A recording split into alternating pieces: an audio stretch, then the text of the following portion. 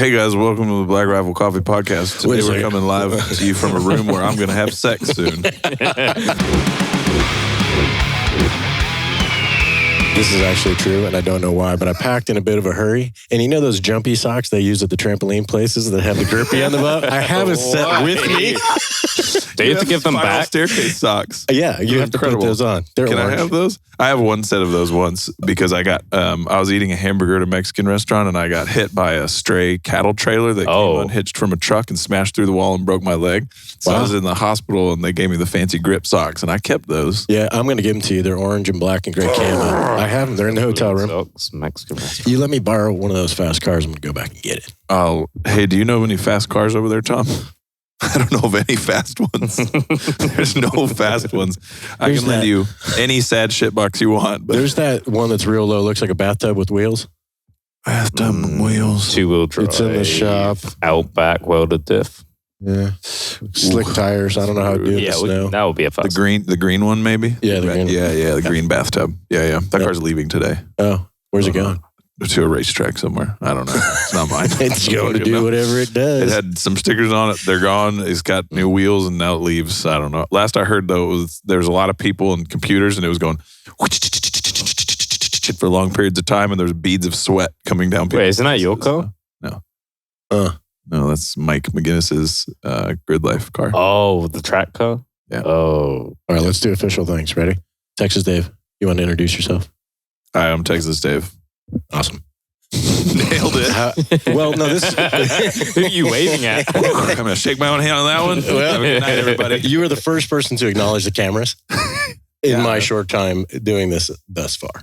Wow. However, it's fucking Black Rifle Coffee Podcast. So that's what this is? You have quite the coffee setup. How do you take your coffee? That's how I start them on because I want to know. Buddy. And we don't fucking talk about tea, dude. So you just come up with a good goddamn coffee answer. Make something up. After what happened this morning, I don't think we should get into it because that was a 45-minute argument. Let me start with how I don't take my coffee from Bucky Lasek out of a Ninja. Okay, that's gross. Fucking did you try it? No, I just had to see it, and I was like, I'm not that fucking swill bullshit. No, never. He was like, oh, somebody left old grounds in here. I was like, who cares? Run water over it. It's going to taste the same whether the grounds are new or not. It's so sad. I'll take about 19 grams. I take about 19 grams of, oh God, what do I? And I do this as scaled 19 grams of the AK Espresso. I'd say it's a medium fine grind, and I go for a 1 ounce pull. Okay. On a La San Marco espresso machine. Yeah, you do a single on that. I saw you doing some milk action. I do a little steam and like.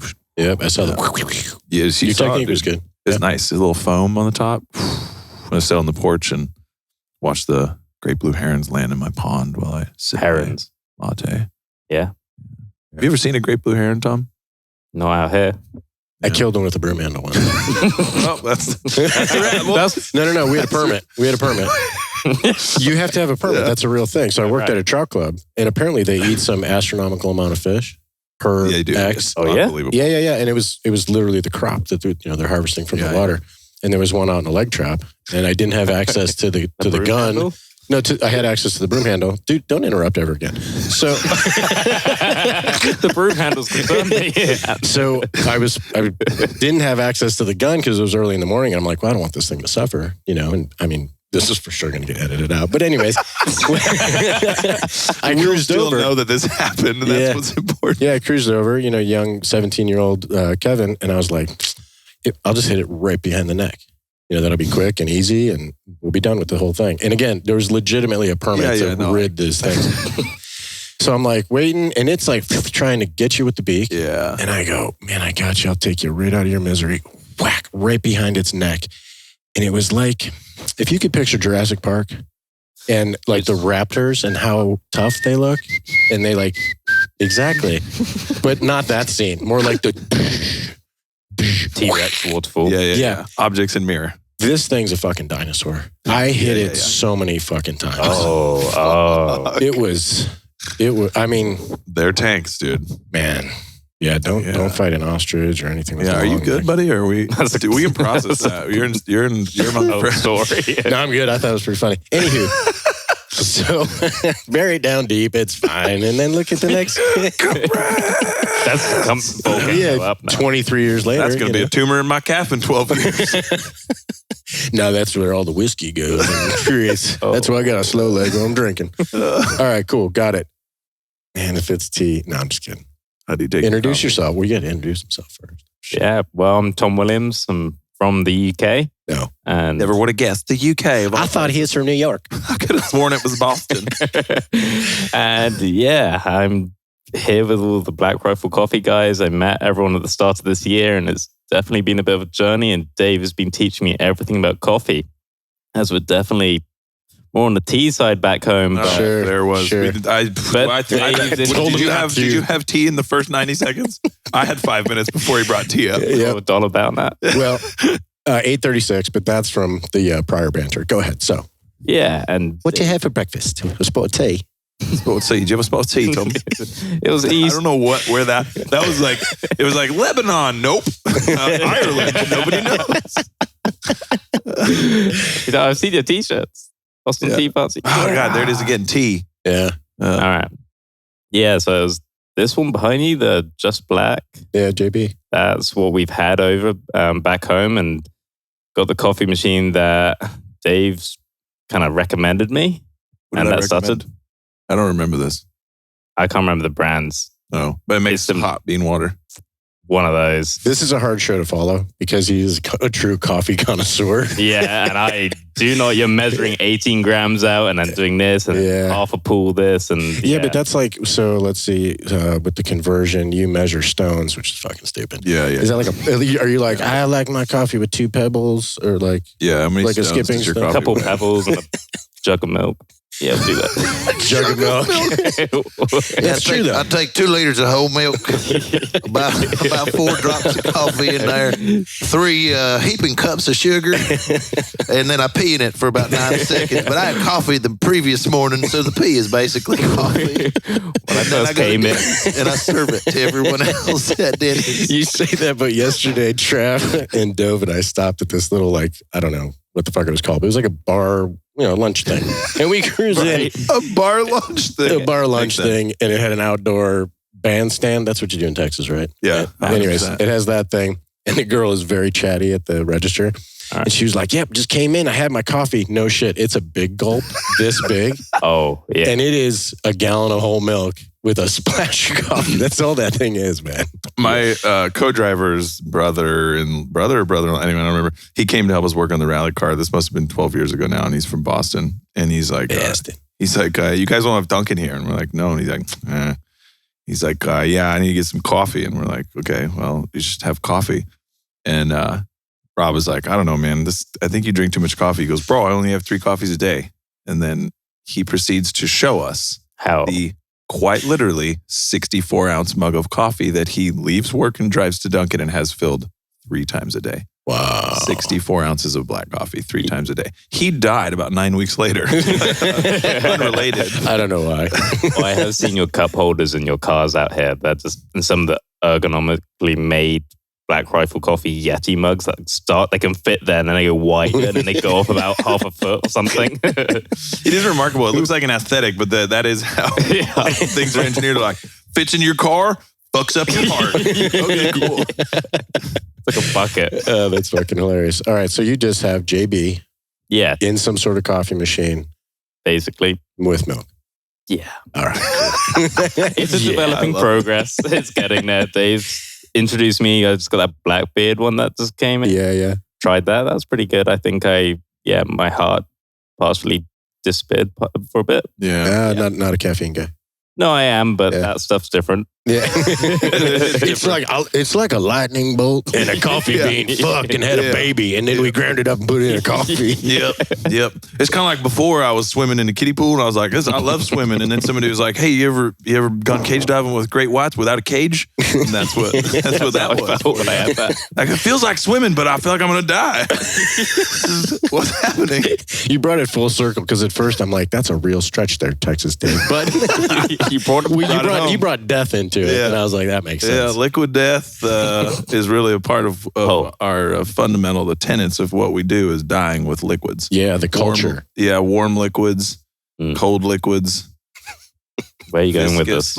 Yeah, have you tried that mango one? Anyways, it really is fucking tasty as fuck. And then I got super angry because it's got like sugar and shit in it. I was like, God damn it, what'd you do? You got me, bitch. You're hooked. All right, so really, this is a podcast for selfish reasons. Met you in Shelton. Yeah, we partied. Yep.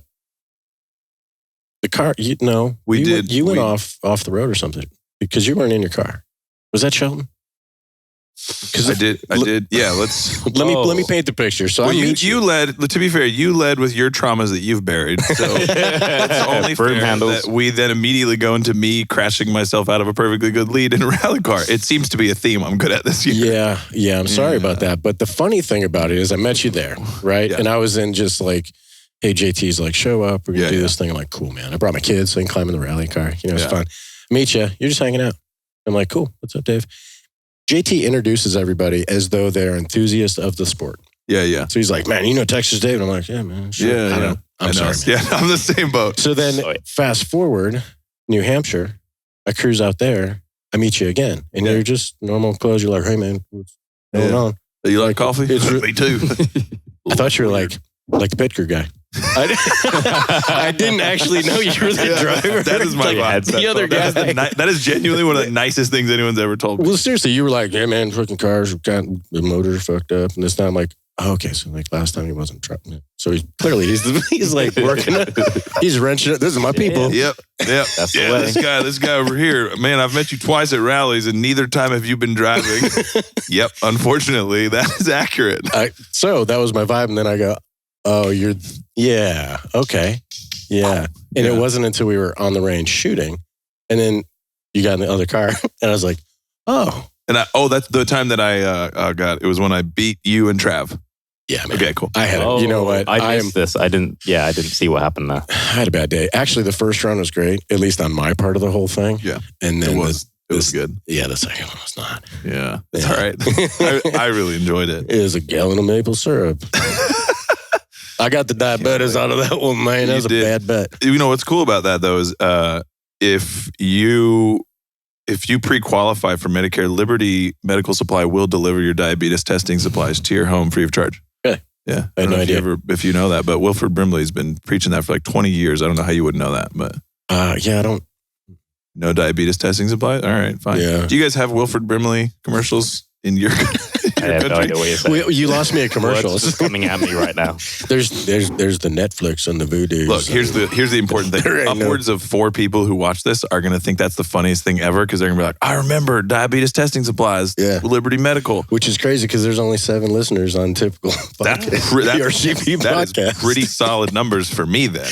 Yeah. I'm more than 50% of the audience. That's the number 1 rule of comedy. And number 2 actually is know your audience. Yeah, absolutely. So, driver, I need to understand a few things. And maybe it's an education for the rest of us too. Just rally in general. Like I'm a fan. It's fucking rad. I've run around and learned some shit in the past. Yeah. Like, actually, this is a great time to talk about this. We were out in New Hampshire, Evan and I. Did I tell you the pink helmet story? Is this on the record, or is this one that'll get cut as well, or is this Broomhound? Is it Broomhound involved again? This no, I think this one will make it. So we get sent out to go to rally school thing because you have to have a driving qual once a year. It's just one of the things. Yeah. Once a year or every 2, it doesn't matter. It doesn't fucking matter. So we go out and Evan's in the class. There's, 7 of us and we're ripping around the track. And at some point they come over the radio and they reverse. So you're going to hit it opposite. Evan, if you don't know, is a uber competitive human. Yes. Noticed that. Yeah. I mean, uber competitive. Okay. We spend a lot of time on the range. And if he doesn't win, we just play until he wins. Yeah. That's how that goes. He didn't hear it or something went wrong. And he was the counterflow guy. And they were like, knock it off or whatever the term is. And they were like, you got to put the pink helmet on. And he was fuck. I don't actually remember like ever putting it on because it was a bit of a joke. Huff and puff and blow your Maxwell house down. Anyways, that's little known fact. I had to put it out there. Oh, Evan in the pink helmet. Yeah. Yeah, he's so fucking pissed about it. It was great. This is way before like Black Rifle 11. So of course. Yeah.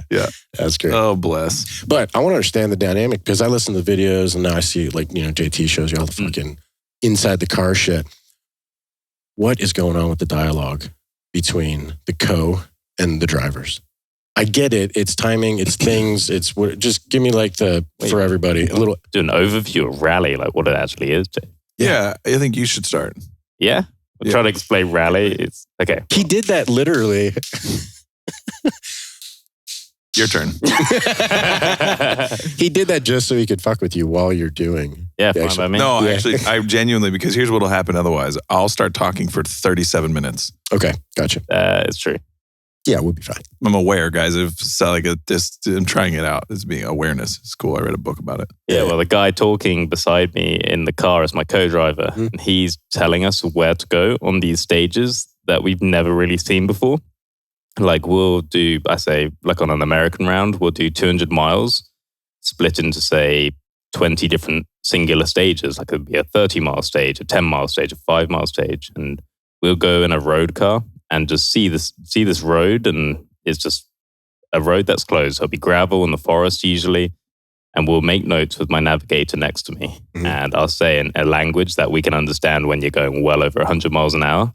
Yep. So everything's got to be shorthand. There's weird noises. Dave, I think there's colors or something like that.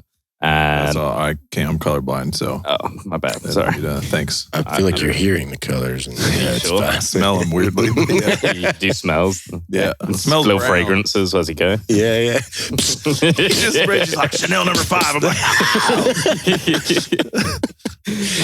And then, we done one pass, me saying what I see. Yep. So like 100 meters, flat left, 50, flat right over crest, that kind of thing. And then my navigator's writing it down. He says it then back to me for me to double check, just see if it's all good. And then the third time we go is full flat out as fast as you can on this stage. Gotcha. So I've also noticed, being in and around the cars that the co is much lower. Can they actually see depending sort of. So it depends on the car. So like I have a crusty old 20-year-old Subaru. Tom has a very lovely late model world's fastest Fiesta. It's fine. I'm good though. Honestly, it's fine. I don't even care at all. When we're on the same spot and I watch him leave and then I leave just after and I'm still where he was for about 13 seconds waiting for my car. I'm like, that's fine. I don't even care. Yeah, it doesn't hurt me. It doesn't cut me deep. No, Dave makes good loud car noises with his big bangs. Yeah, turbo launch control. I'm gonna be like Tom when I grow up. I think the fun thing about the co-driver's role is it's not just, so the co-driver is a navigator, as Tom said, right? Mm-hmm. So they're describing the course as we go. And as Tom said, like we've seen it all twice, but you can't really memorize it. So, you've got a couple 100 miles of road sometimes. Your job is to create as concisely and as clearly as you can a language that means to you what it needs to mean. Right. So the co-driver, it's interesting because you want to build a language that works for you specifically, and your co-driver's job is just to give you the information that you need. Mm-hmm. For me, what I love about co-driving is it's sort of like, it's a reminder of how communication needs to be adaptable in all things.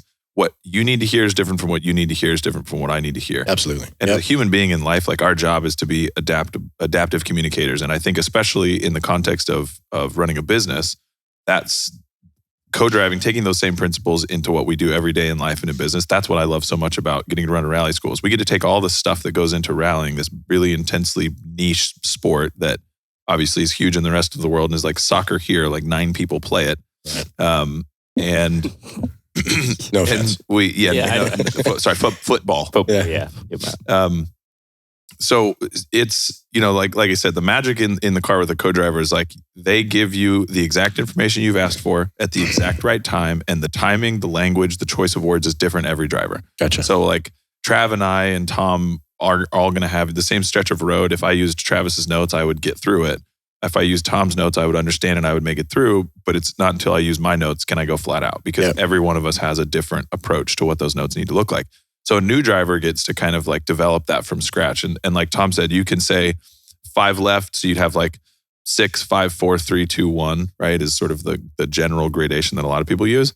But it doesn't matter what you say. If you want to say a turtle left and fucking great blue heron with a broom handle right, like whatever, that's bulky, but it's a working time. So Is the I mean, I've listened to like the audio and it's coming out so fast. Are they just glancing and like verifying location? Depending on what level the co-driver is and what speed you're going. So in my car, you're so low down that the co-driver can't actually see out the windscreen. Okay. And he'll be just buried in the book. He'll just be looking down and he'll feel the rotation of the car. That was the question. Corners, that kind of thing. That was the question. Like, so they, based on the notes, they know where they're at. So they don't get a really good level. Okay. Like a good co-driver. Yeah, and again, like in my car, you can kind of see. In Tom's car, you basically can't at all. Tom's car has a lot of suspension travel, so it's like honestly, his car is somewhere between my Subaru and a trophy truck in terms of just the dynamics. Mm-hmm. It's like, and you guys watched the truck yesterday. That's a super exaggerated version where you touch the gas and you're like, oh, there's the sky, and then under braking, you're like, oh, there's the rocks that are 2 feet in front of me. The Fiesta has a lot of travel, and so there's sort of a similar dynamic. Like a co-driver has a teeny little slit of visibility of the road above the dash, maybe. Mm-hmm. And then under braking, when the car ducks, the nose drops, they'll get a little bit more visibility. So genuinely, like car to car, co-driver to co-driver, that'll change. So sometimes Ross will, when Tom's under braking at the end of a long straight, Ross can look up, just kind of get a reference point and move on. But and have a bit of a breather. Yeah. Then you get some wild events, like especially back home going towards like France and some of the islands off of France where it's like rally nation, like Corsica. Yeah. Which is like the rally at 10,000 corners, and you're on a mountain road, and there'll be no straights. There'll be twisty, technical, fast corners, and it's asphalt, so and the speed is on crazy high on asphalt. For I don't know, I've done a 60-mile stage that took me an hour and 20. That is an non-stop. extreme amount of focus for a long duration. My co-driver had a 110-page book, and it was full for that one stage. That is fucking gnarly. Yeah, so you trying to get the code, that's the level where it changes. And that's so crazy. One of the biggest challenges is that in America we speak English, and in the UK they don't. They can't seem to get it simple enough. So here's an example. My pace notes, the same section of road, mine would be like start 35 right minus over small crest into 2 left plus.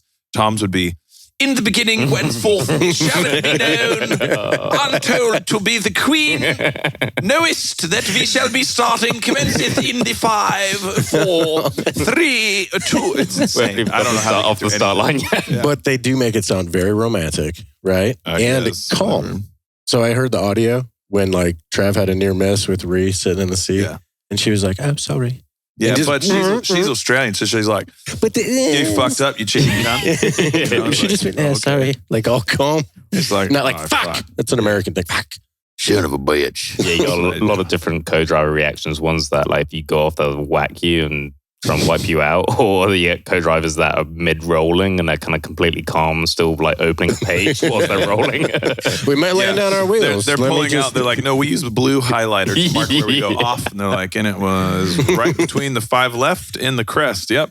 Mark, and we're upside on the wheels, and they're like complaining why you're not going still, and you're like, what's wrong with you? There's no windscreen. It is cool though. The co-driver, like the personality style from driver and co-driver couldn't be further apart. So like drivers between stages. So, we leave in these 1 minute intervals, 1 or 2 minute intervals from a main central area. So the way a rally is structured is you have, instead of a racetrack and a pit area, you have what's called a service park.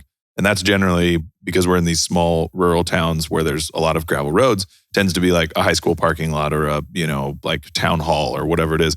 You've got your big truck, you got tarps, big fancy pop-up tents, and as fancy as a pop-up tent can be, and your rally cars. Yeah, the highest. You just go all the way. You go to easy up, and then you sort by price, the highest dollar sign to low, and you're like, I'll take that one. Yes, please. And then you leave. The rally cars are all road legal, so they all have to be street legal. We leave in 1 minute intervals. You transit from the main service park, sort of pit area, out to the stages, and then again, everything is in these 1 minute intervals. So the co-driver's job is all day long, to the second, having to keep track of where you need to be and when, adding the transit times that are all structured into the event, to then making your start time, and then when you finish, it's just like math homework. All this is my fucking nightmare. Yeah.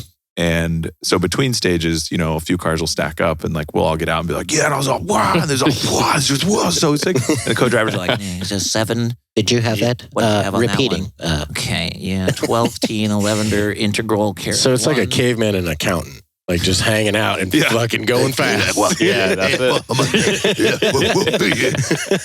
It's insane. And they're like filing. They're like, I think we can file next year's taxes based on the prospectus of Q3 here. Fuck. But it is like the personality is really remarkable because it's again like taking it back to businesses. You have this visionary, somebody who has a cool idea, wants to do something rad. Can't do it without somebody who can be like, nope, we're not doing that because it costs money and we don't have any. Well, I do think it was interesting what you're saying before because I've taught a little bit in the past that card's fucking yeah, but let's fix it. Being able to articulate things, like you said, the communication, like concise communication, but being able to articulate it, especially in a teaching environment, like at your school here, like I found 3 different ways. If I can say it one way, you might get it, you might get it. But if I could figure out how to say it like 3 different ways and reiterate it throughout the course of instruction, that person who's not raising their hand and doesn't have a question because they're embarrassed, they'll get it on one of those. Yeah. But it is really a challenge to teach to that level to make sure that everybody can. That's really interesting. That's completely true, with especially because you have this whole dynamic of driver, co-driver. That's just one section, which is a huge relationship. Then there's also these transit sections when you're on the road heading towards the service park, and you only get a limited amount of time to fix the car. So in the morning, you get 15 minutes to fix the car. Midday, 30 minutes, and at the end of the day, 45 minutes. Oh, I didn't realize there were times. So sometimes you might come in with like a ripped wheel off, brakes need bleeding, suspensions doing this, and your co-driver will be talking on the road, getting him to note lists down, and this will be getting translated to the mechanics to prep all the parts ready. So you're calling ahead? Yeah, calling ahead with the radios and everything, and they'll be prepping all the parts and trying to get a picture in their mind of what the car looks like, but they don't know what it is. Yeah. To come in, 30 minutes, car gets... So these rally mechanics are different because they've got to come in. They don't quite know what's going to happen. And it gets jacked up, suspension's coming off, things are getting thrown everywhere, tools are going everywhere, and it comes back out.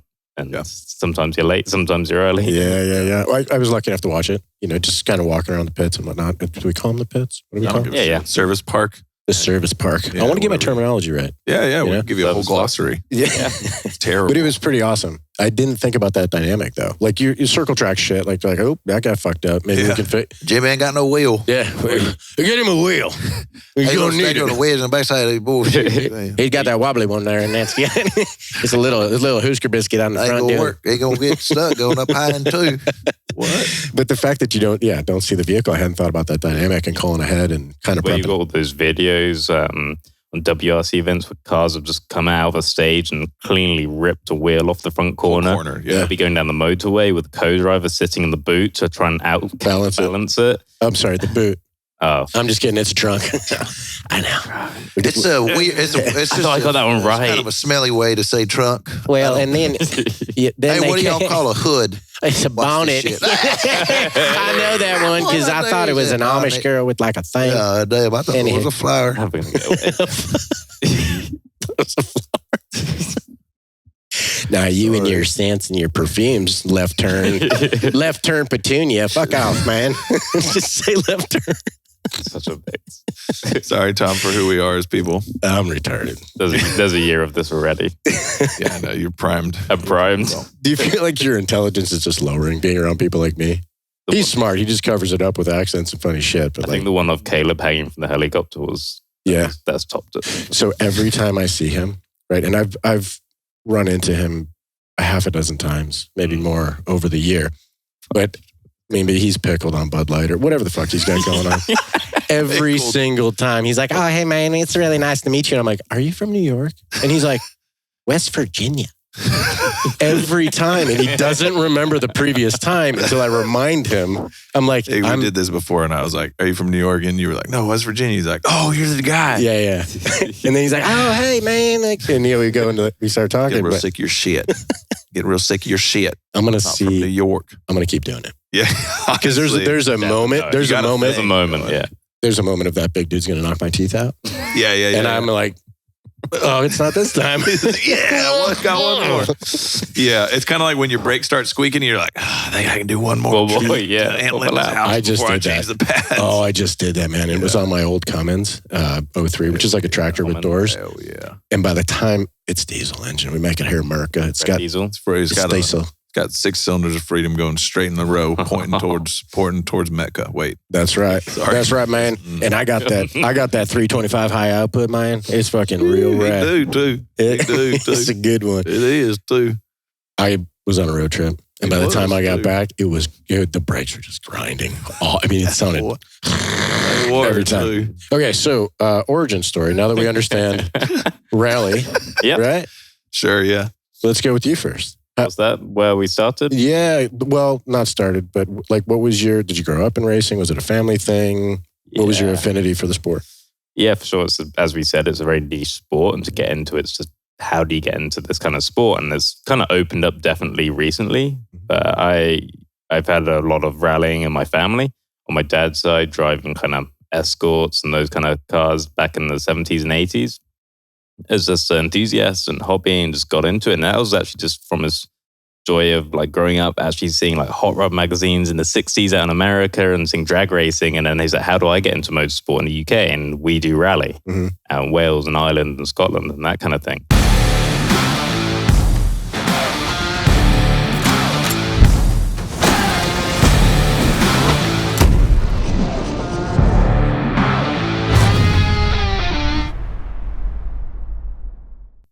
Rallies, you said hardball when we were talking about kind of the diamond. It's not always dirt. It's on all surface. Snow, ice, tarmac, gravel, anything you want, rain, thunderstorms. So just to give some perspective, so we're all familiar with Formula One World Championship now because Netflix. Yep. The World Rally Championship is similarly, it's, what is it, this year 16 rounds in 16 countries, and it starts in the Monte Carlo, which is a sort of like snow and ice on tarmac on the twisty roads. Then we go to Sweden on like straight ice with tires this wide and like 300 tungsten studs. And then we go back to asphalt, and then there's gravel. Mexico, Argentina. So all over the world, all different kinds of surfaces. Forgive my naivety. In my head, I was like, dirt. Some version of dirt. And that's what everybody knows of rally. But again, like that's what's cool about rally is it's just the format. The surface can be whatever. Okay, cool. Sorry, continue. Yeah. So he got into this all through his career as just enthusiast hobby, as well as building up his own business at the same time. And then he started supporting a few drivers from his local car club, just as an enthusiast, saying, hey, these drivers are really enjoying what they do. And he just helped them with some tires, entries, that kind of thing. And a couple of these drivers became quite good. And as he was developing his business and the computer industry was booming, he kind of could build that sponsorship with these young drivers and kind of accidentally became this role of mentoring these kids who then went into like British championships and European championships and Asia Pacific. And they went all the way from completely nothing to world championship and winning the world championship together. That's super cool. Yeah. Definitely a rally heavy family now. Yeah, absolutely. And so then I never was into it when I was super young. He didn't want me to get into it because, reasons, crashes, going off big time. Well, no, you have to quantify super young because I feel like there was a driver that was 15 in Shelton, young female. Yeah. So there's... When I mean super young, I mean like Formula One, karting, 4 years old, that kind of thing. Yeah, gotcha. To get into motorsport in 2022 as a young person, if your parents don't start you when you're 2.5 years old, you're fucked. Okay, awesome. When can you actually start racing? And is there divisions? Oh, you can start karting when you're like 4 or 5, like genuinely. And karting for idiots, like small cars, little things. Kind of literally go like racing go-karts, But that's the nice thing about rally. You can't technically get into a proper car till you're 16, 17. Reach the pedals. Yeah, basically. Okay. So I was doing other things, just doing other sports back home. And then, of course, digging up all the history books, digging out everything about rally, obsessed with just cars. I was always into cars, but then when I got into rally and we went out and saw like WRC Germany on these Panzerplatte army grounds with these, I don't know, the rally stage is in the Moselle Valley and they're going up and down the vineyards. Then you go to the army base, the German army base, where they got these big things called Hinkelsteins. Hinkelstein. They were like big, like I don't know how far they went into the ground to stop tanks going off the side of the trap. Like 2 meters, which is about a mile. Yeah. I think that's a right conversion. And that was what was surrounded by these rally cars just flying by. And after that, nonstop. I was 15. I started a junior championship back home, and then every year since then, it's just been flat out progressive, full on. And last year, I ended up in the States. Yeah, that's fucking rad. We were in the woods in our racing pajamas, and I was like, "Cool pajamas," and he's like, "Cool pajamas." He's like, can I come to your house? I was like, sure. Do you want to come to my birthday party? And that's it. Yeah. That's how we met. Yeah. You're like, hey, bunk beds, more room for activities. I hope. Yeah. One can only dream. Farmers in the forest, that was bad. Yeah. So that's how you met. Yeah, that's how I met your mother. It's a great series. I haven't been out here yet. All right. So I guess that you started super young. There's really no life expectancy. Like when you think of it, and I don't watch, hear me out. Let me finish the thought. This is where my brain works. You got to stay tuned for the whole fucking thing. Yeah, we're hooked. Well, okay. So, and I don't know the stats because I actually fucking hate organized sports. Yeah. You know, like guys like Dove would be like, oh man, I got to tune into the game with the Cowboys. And I'm like, I love hockey. I don't fucking care. Stick guy hit towards the opening. Yeah, I don't care. However, they say what? Like 6 years, right? That guy can do his job. Sure. There's probably no limit, right? For the driver? Just whatever you're into. Rally's different because of the experience level. Yeah. Because you just experience and versus age is just hugely more of an advantage in our sport. Yeah, I think it's unique. So there's a combination of, obviously, hand-eye coordination is crucial, right? Sure. You have to physically be able to collect the data with your eyes, and your brain has to be able to get it to your hands and feet quickly. So experience pays dividends there just because you have these very established neural pathways. But you also, obviously, the response time, the latency increases over time. So it's challenging, but it's definitely not like in other motorsports where you see guys and you're like, yeah, no, they're 38, they're out. F1, for example, now is so hyper competitive, and just the sheer G forces on the body in F1 is so intense that like it's a young man's game for sure. Rallying's cool. Like the guy who won the world championship 2004 to 2012, right? Yeah. One dude every year, 2004 to 2012. I mean, he completely rewrote domination, everything about what rally was in the world championship. Yep. His name was Sebastian Loeb. And then after he finished his run, it was like, all right, I'm out, I retired. Sebastian Ogier, also French and named Sebastian, won the next 5 world championships anyway. So you can only win the world championship if you're French and named Sebastian. Yeah. That's unfortunate. And you take your coffee poorly. But it's fine. I don't want to talk about them and their coffee. I know how they both take the coffee, and it's abysmal. We don't need to go. There's teaspoons and there's sugar involved, and we'll say nothing else. But sorry. These allegations may be unsubstantiated, but this is how good rumors start. Fucking championship material. But both those guys retired, and I got them going on to other things. And then this year, so what happens is there's like a big rule change every few years, and just like in F1, any other motorsport. And every time that happens, you get retired drivers who are kind of like, "Some of these new cars, I can drive one for an event." And everybody's like, "Yep, you sure can. You won the world championship. A lot of times you can drive anything you want, anytime you want." So teams will have each of the Sebastians back.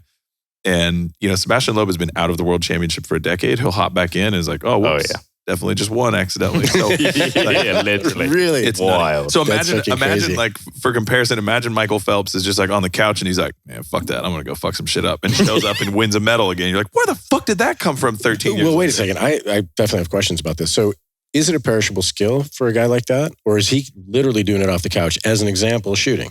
I know if I'm off the gun for a little while, like the skill, the technique is there, but the time, like I'm not going to be as fast. It's exactly like shooting. You definitely have to, you can't just like hop up and be like, "Well, I'll do a little yoga real quick. Hop in the car." I like to peel out taste. Yeah.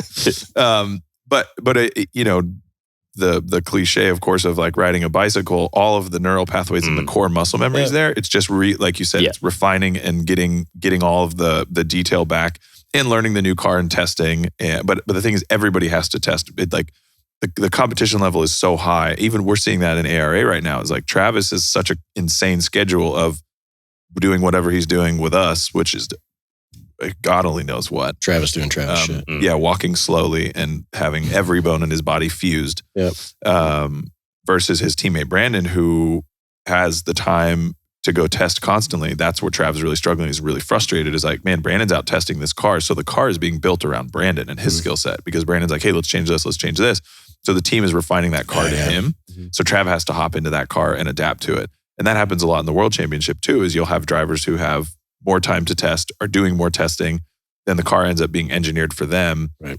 And the other drivers who come in. So that's, I think, what's even more remarkable about when you have these retired drivers come back is they hop back in a car that was completely designed, engineered, and built for other drivers that has none of the magic that, like, when they were in the World Championship, those cars were a fucking glove for them, you know, like, and their psychological levels so much higher because they got that experience. They know how to deal with all the young drivers. They say they don't know how to deal with them, so they just come in, do their job, be professional, and they're all worried what they're doing. They're looking at the laptop, doing some onboard, doing some engineering. They're just doing what they know how to drive fast. Their DGAF is very high. Yeah. They're like, I don't care. It's for me. I already win so many times. I just come here and shit on this teenager and take my coffee terribly. And it's it's a good weekend for me. Yeah. All right. Yeah. That's it. Cool, that's a good one. Yeah. I need to work on my French accent. Fuck them. Yeah. We got all day, man. You and me and talking weird. It's going to be awesome. Yep. We just never have to hit record. Fill up a few SD cards talking weird. There's only there's 14 hours left on that one. We're gonna need a spare. Hey, do you guys do you have more SD cards? Actually, I was just laughing. They were hanging up a blanket to try to mute us a little bit. It's not gonna happen.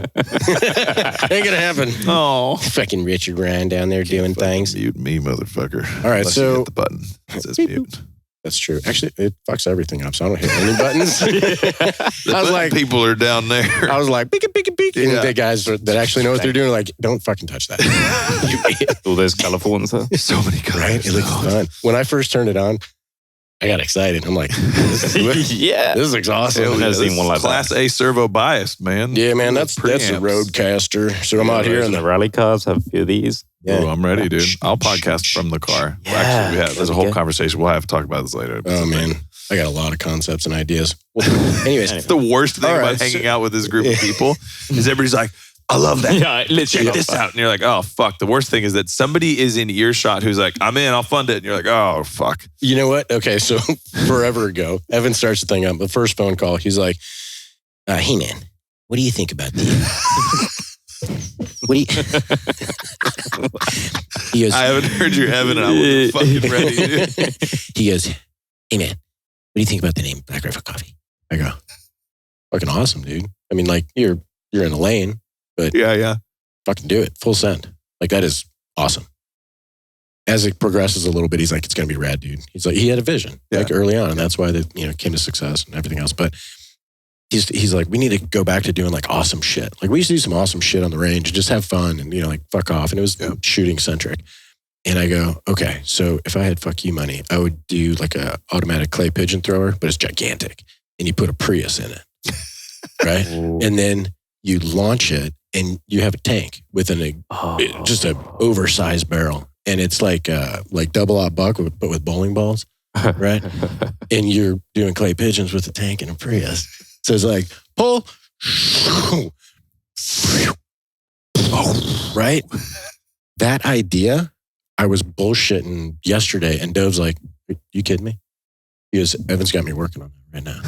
I go, that fucking asshole. I go, that's my idea from like 9 years ago. He's he never forgot. Yeah, right. Okay, I'm going to make this as quick as I possibly can for the importance of this story. But is this a baby train?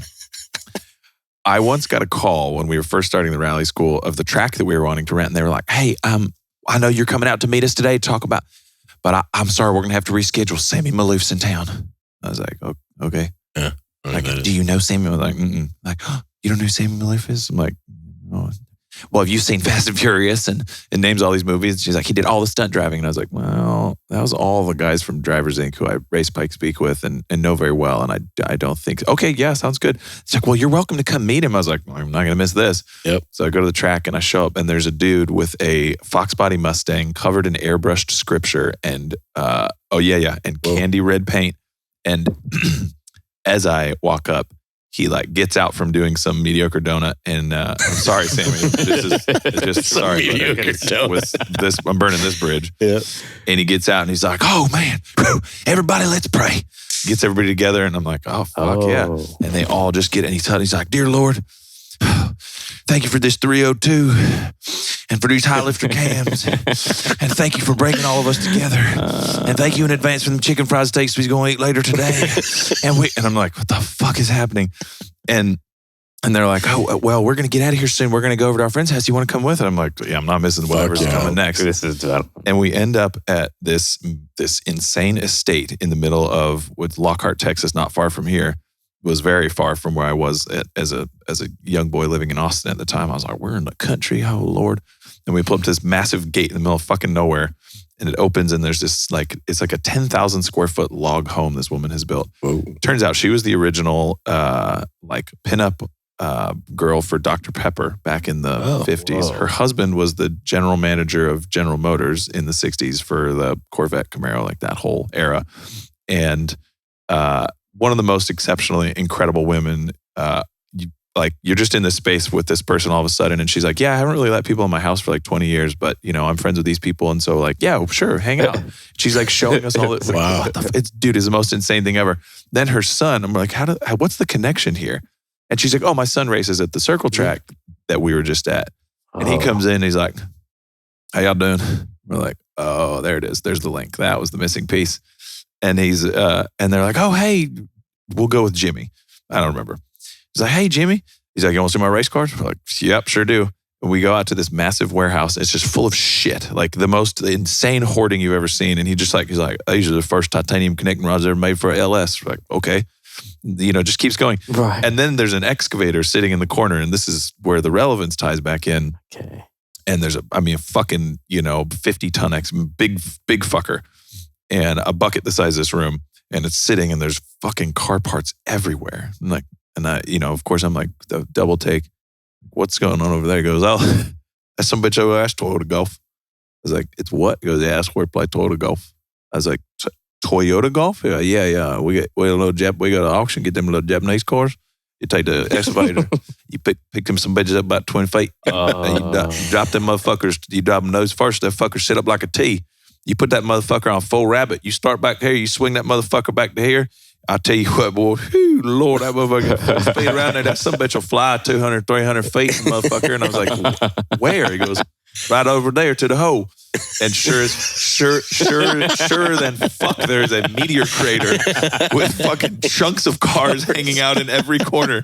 And I was like, this isn't fucking real. This isn't fucking real. This isn't fucking real. Not in, it's not the like, oh my God, it's a nightmare. I need to wake up from. I'm like, at some point, I'm not going to be here, and it makes me sad because I don't ever want to leave this feeling of being near the man who invented Toyota Golf. Toyota Golf. Did you say to him, can we play? Right?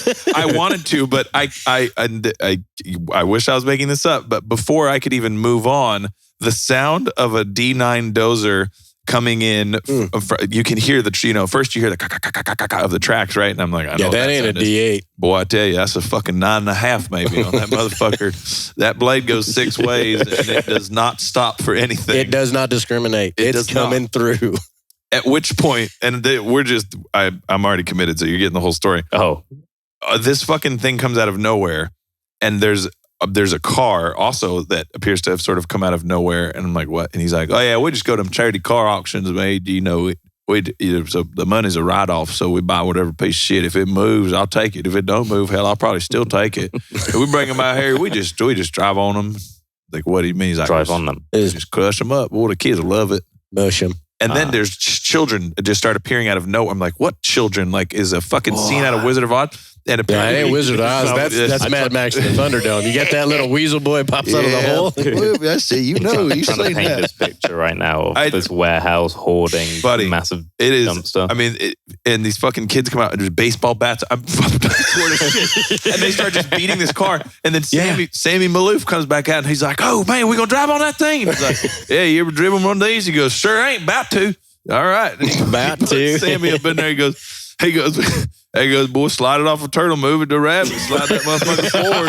And he goes, don't stop till you've gone all the way over the car. Sure as shit, Sammy Malouf gets on this fucking D9 and drives over an Oldsmobile Alero, and it's as the tires pop. I'm like, oh, you mushed it good, buddy. Nice work. We popped your cherry. That's a case of Bud Light, man. Well, I tell you, might even be Coors Light, Miller Light. Oh, they got that blue label, man.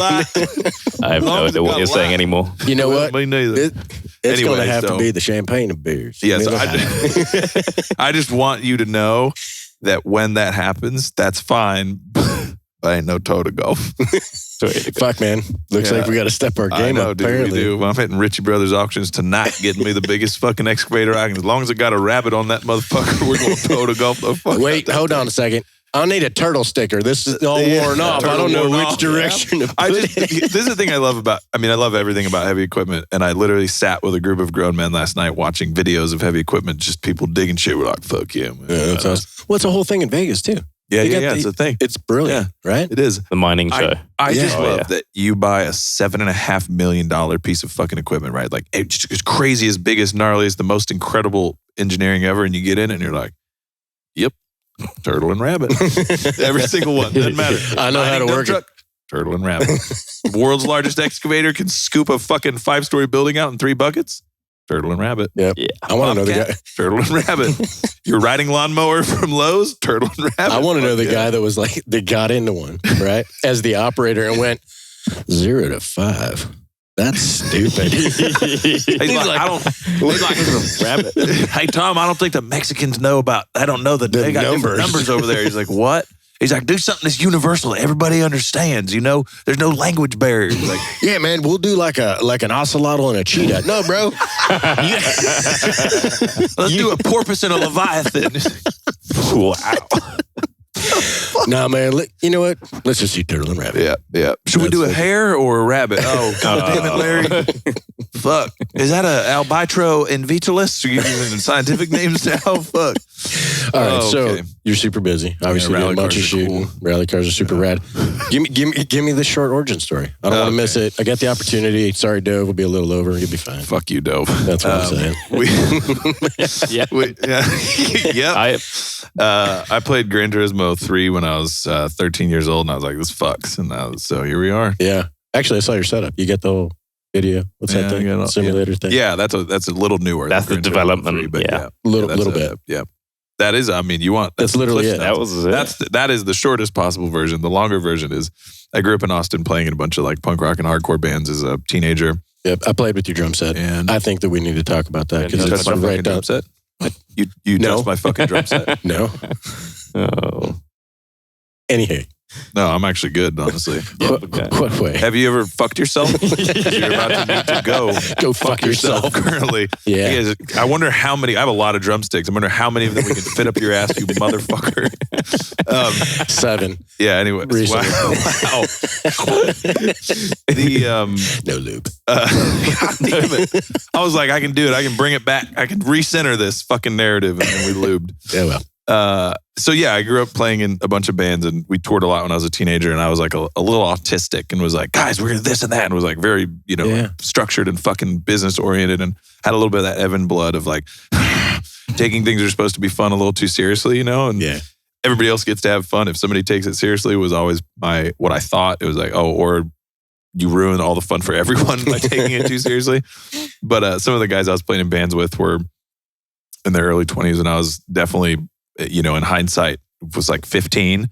And I think now about like, man, what if I just had like a weird, like slightly autistic 15-year-old who talked in a lot of accents, who just slept on my couch all the time when I was in my mid-20s? Like, that's not kosher. It's fucking weird. It's fucking weird, but it's like constant entertainment. Hey, do these things. The voices. Talk weird. Yeah, on a giggle. Yeah. I didn't hang out with a bunch of old men giggling at my talking, but whatever you're into, man, whatever creams your corn, Bubba. But they were all into fucking street racing Hondas, and turns out stealing a lot of Hondas. Like the largest auto theft ring in Central Texas history. But I was getting a lot of fucking free Integra parts, so I wasn't arguing. Yeah, that's cool. So I started hanging out with those dudes, and that's where I played Gran Turismo. I was at one of those dudes' houses, and I was like, "You guys know there's fucking Type R's in this game?" And they're like, "Yeah, I don't care." I was like, "Do you guys fucking rally?" It's like, just like BMX bikes meets skateboarding meets all of the things that we grew up doing that we thought were cool, but it's with a car. And that was it. It was just like, literally the first time I remember like linking the corner and like hitting an apex. I didn't even know what that was at the time. And it was like, oh shit, if you turn the car in at a different time, you can like go on the gas way earlier. Or sorry, you can hit X way earlier. Yeah. And then you can get, and then you can get through all 3 of these corners, and it's like 4 seconds faster by the end of the lap. Like, oh shit. And it just, I'm not like a scientific guy, but I can't do anything in my life that I can't be better at every time I do it. Right. If there's something that like, okay, I've plateaued at washing dishes, I can't do it. It's you got to figure out how to do it better. I have to be able to like improve. That resonates. Yeah. Yep. I think is probably why all of us hang out, and it's fucking dangerous. But that was it for me for like with rallying, was just this magic of this sort of this. What I always tell people in our rally school is like, you go to a racetrack and you learn how to drive a car, and it's a race car driving school, and there's sort of a scientific approach to most forms of racing, because a Le Mans team or an F1 team has all the data to say, okay, the RB18 F1 car with Checo Perez driving it with this compound of tire at this track is a 127.4. Yeah. And if he goes 123.8, then, holy shit, that's incredible. If he goes 135, then okay, we know he's way off pace, because all of that data is quantifiable, because we know the friction, we know all of the way those things interact. That's not happening in rally. There's just so many variables. The dynamics are so crazy. If I'm 5th on the road and Tom's 2nd on the road, he's going to have shit conditions because he's sweeping the gravel off. I'm going to have all the grip because we're going to get down to the bedrock. But the person who's 20th on the road is maybe going to have shit, So there's just so much there. And there's all the trap doors of someone who like tests all day long and say, I'm the fastest, I can test all day, I'm great. And then you go into rally and you haven't seen the road before, you do 40 miles flat and you're like, oh, I'm a minute off the pace. Yeah. So there's just, the variables are insane in rally. And I immediately was just like, I get goosebumps even just thinking about it now. As a kid, I was like, this is it. 100%, this is it. Like I'm fully, this is my whole life. And so I dropped out of high school. I spent what would have been my college money to buy a rally car when I was 17. And I was like, I'm going to fucking figure this out. My dad's like, you have a mullet, no job, and I have no money. Good fucking luck. Yeah. And look at you now. Yeah, I don't have a mullet anymore. So that's fucking great. I'm sad. Other than that, I'm still trash. That's fucking rad, dude. But yeah, that was it. And I started rallying with, literally no money. And my dad was super motivated. He wanted to be the fucking dad who could pay for my racing. I was like, yeah, fuck yeah, let's do that. And I think I told a mutual friend of Tom and I's that Tom introduced me to recently, who had to retire from rallying in her late 20s. Told her recently, I was like, she's super bummed, and it sucks. There's nothing shittier than having to be like, fuck, the thing I want to do, I physically can't do it now because, my life circumstances have changed. Right. But I was like, well, lucky you. She's like, excuse me? And I was like, look, this is what I see. I see people who get into rallying at a certain age, and this happens a lot. Same thing with a lot of professional athletes, even guys who go in the military. There's a point at which we go into something where we're so fucking hyper focused, and all the rest of our life disappears because that's it. We're now being refined for one task and one purpose. Yep. I am a fucking race car driver now. I'm whatever it is. I'm a skateboarder. I'm whatever. And then at some point, some period of time later, whether it's some deployments or it's 20 years of of racing or an athlete, you sort of reemerge into the real world. It's like, oh, I don't have people taking care of all of the things for me anymore. Yeah. I have to reintegrate and be a human being. Yep. And you're fucking 19 years old. Yep. Because it's all been on pause. Your whole fucking life's been on pause. And you have this insane, holy fuck niche skill and nothing else. And you hit unpause. I'm so familiar. And you're like, okay, is there any other broken fucks who can hang out with me so I can feel better about myself? And that's how we all met each other. Yeah. But I told her, I was like, this is you're finding this now, and you've learned, you've got all these skills, and you've resourced, right? You now are facing down life. Okay, I did this thing I'm really stoked about. I want to grow the sport. I want to give the same opportunity to other people. I was fortunate enough that there was this tiny moment where my dad's business was starting to make money. Mm-hmm. And it was yeah, fuck yeah. And so we bought a cool truck and a cool trailer, and we did 3 rallies, and he's like, I can't actually pay for any of that. We can't have this. And I was like, oh, fuck. There's the oh, fuck despair of thinking I'm going to be a professional rally driver when I was a fucking teenager, and then finding out I had to figure it out. And for me, I'd started mentoring with Big Brothers Big Sisters at that time. And my little brother going, oh shit, this kid grew up in the east side of Austin, hadn't been out of Austin when he was 14 years old. He'd never left Austin. And I was like, well, get in the fucking truck. We're going to Colorado. We took him to Pikes Peak when I was racing the Pikes Peak hill climb. Super cool. It was so fucking rad. And he shows up there, the fucking funniest kid ever. And we're still super close. He's in his late 20s now. And he show up in Colorado, and 2 days later, we've been fucking running around building race cars and shit. He goes, man, y'all were fucking playing. There ain't no black people in Colorado. And he's just dude's never seen mountains, never seen snow, never been out of Austin. And all of a sudden he's in Colorado. And but I was like, oh, this is what it's about, dude. It's about fucking taking the shit that we have, that we take for granted, the skills, the experience, whatever it is in our life, and finding ways to share that with other people. And that's when I realized okay, I fucking hate working on cars. I would rather peel all my fingernails off with fucking crescent wrench and then work on a car. Oh. But I fucking love teaching. I love obviously talking way more than people want me to. And I really enjoy just like mentoring and offering people a way to find cool shit to do with their hands, right? Yeah. And it was this pipe dream at the time. But I went to a rally school as well, and I was like, okay, I love what these guys do. I love the experience, but I think there's a way to do this. It's more impactful that you can shortcut some of that process by being more intentional about the way that you work people's primary sensory dominance. Like you mentioned earlier, it's very simple. We have eyes, data collection mechanism to go to your brain, and then whatever your brain tells your hands and feet to do, that's it. So it's input and output.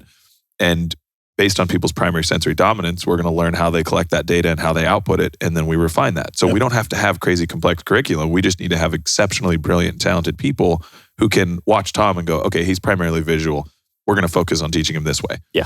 And you, like you said, you're throwing that data out constantly in different ways, but you're able to get different results for a group of completely different people, and they all feel super connected because at the end of this fucking thing, like, all the touchy-feely, woo-woo-y shit aside, like we're all just trying to feel connected and like we were talking about, like getting into that sort of place of healing of being like, I gotta fucking reintegrate into the world, And again, even if you've just lived a very much more normal life than any of us fucking weirdos, you still probably haven't been in a classroom. You haven't learned anything in a long time. Like people don't go out and seek new opportunities for skills and wisdom. Right.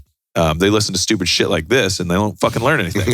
And so anyway, that was my like real passion for the school was holy shit, like this is incredible. I want to share this with people. And our first class ever was in 2012. It was a decade ago. And one of the guys who took that, we were in that same parking lot at the circle track where Sammy Malouf was praying for chicken fried steak. Yep. And we didn't even have a pop-up tent. We had a fucking rented water truck, and we paid him $1,000 a day for a gravel parking lot. And I was like, we have a rally school with 3 shitbox Honda Civics we bought on Craigslist. And we painted it Econo paint for $187 each. And I bought a $200 vinyl cutter on eBay and was like, stickers, fucking race car. Stripes. And one of the first dudes who went through the class is like, I'd known him for a while at that point. He's not like a very emotive dude. And he came over at the end of the second day of rally school and he goes, I've been watching rally cars since the mid 80s, since Group B.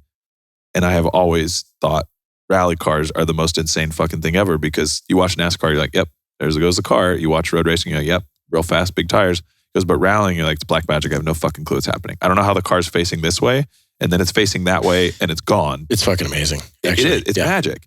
And he was like, in 2 days, I went from thinking it's black magic to now I can watch that video. I know exactly what that guy's doing. I can't do it the way he can. Mm-hmm. I can't do it as fast, but I can do it. And but it's a beautiful way that you're talking about that. Again, I always relate things to my gun history and teaching and whatnot, but I can watch somebody shoot and I can see exactly what's going on with their deficit. I started using coach's eye because no one would believe me. I'm like, you're doing this.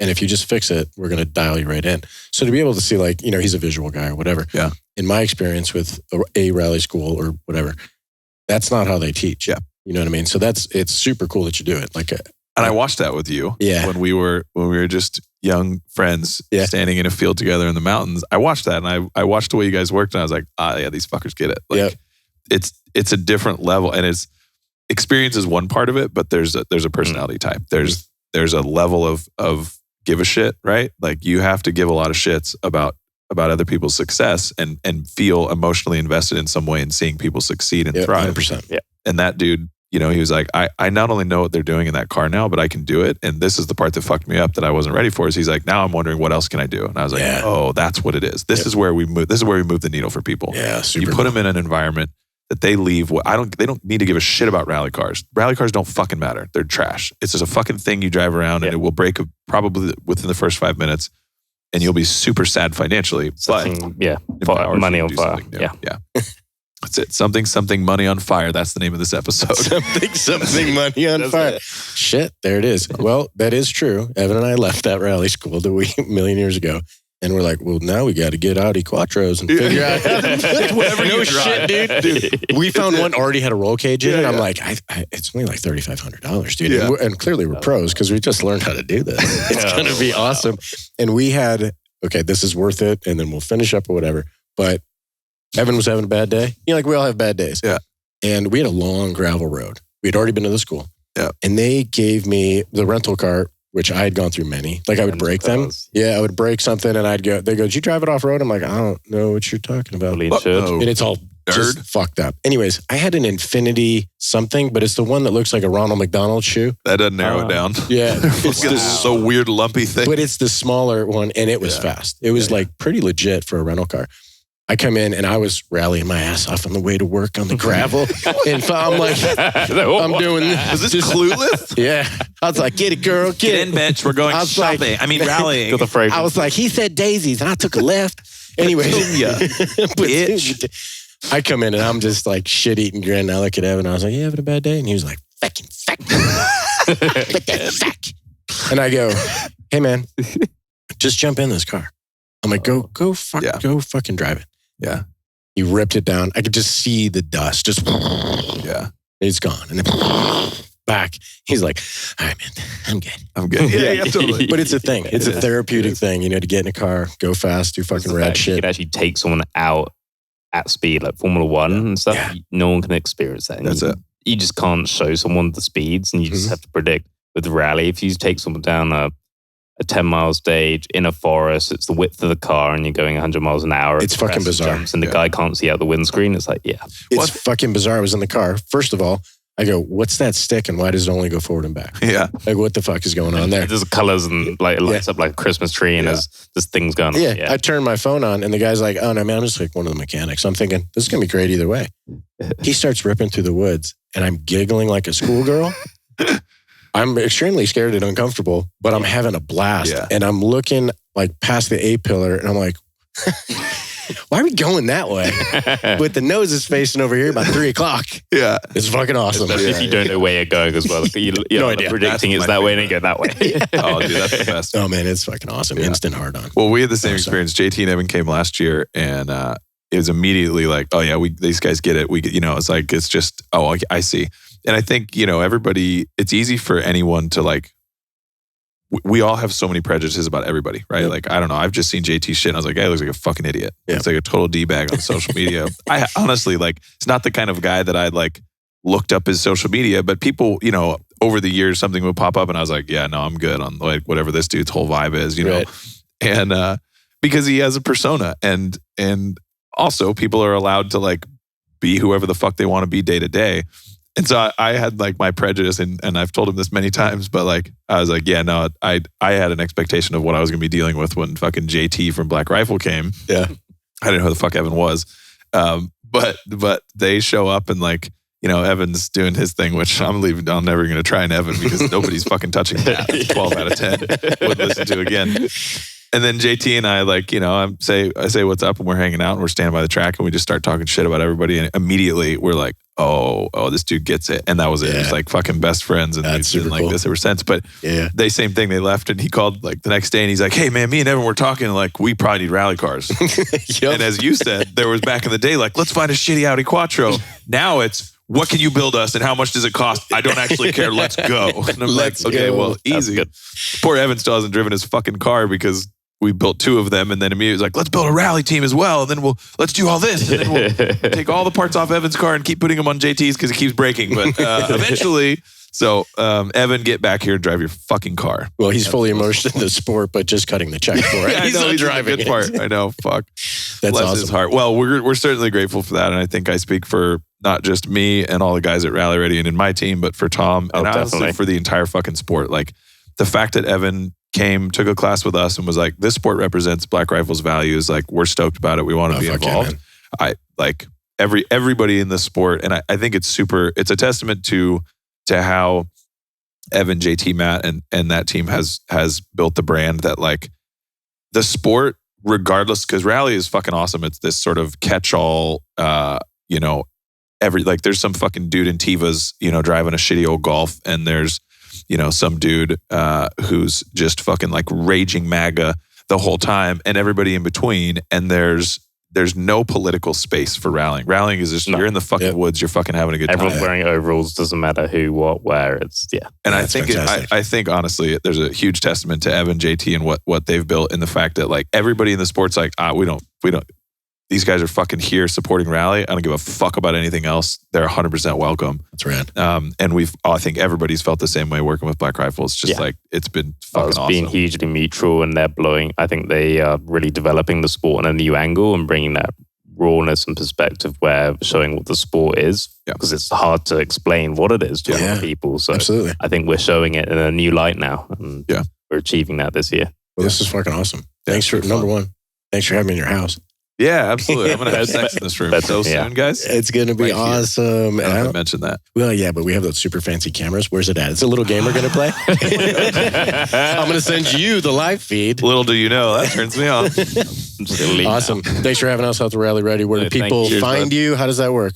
They look you up on the Instagrams and Tom the Twitter. Williams GB on Instagram. Yep, he said that a few times this year. Yeah, fuck yeah. youngtomwilliams.com/subscribe. OnlyFans. TomWilliams.onlyfans.com. Yeah, you'll see all sorts. That's fucking awesome. He's already bought domains. I know it. You have no idea. Between me and JT, it's like, I think collectively in the AIM days, the AOL Instant Messenger days, me and JT must have had 700. That's where we connected. I was like, oh yeah, you want to hear some of my screen names? And he's like, those are so much more fucked up than I thought they could be. Yeah. I was like, well, best friends. That's how it is. Yep. Rallyready.com for the driving school, at Texas_Dave on Instagram for me, at JT Article 15 for any complaints. Yep. HR issues.